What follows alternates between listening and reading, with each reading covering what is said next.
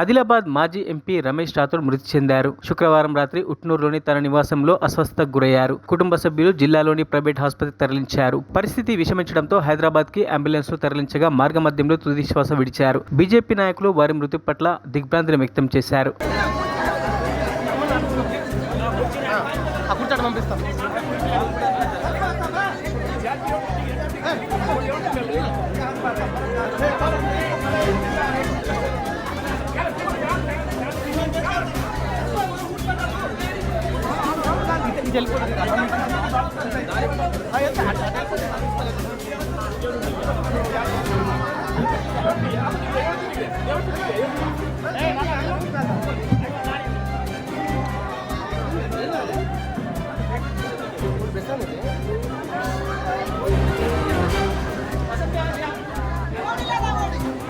మరిన్ని అప్డేట్స్ కోసం మా ఛానల్ని సబ్స్క్రైబ్ చేయండి.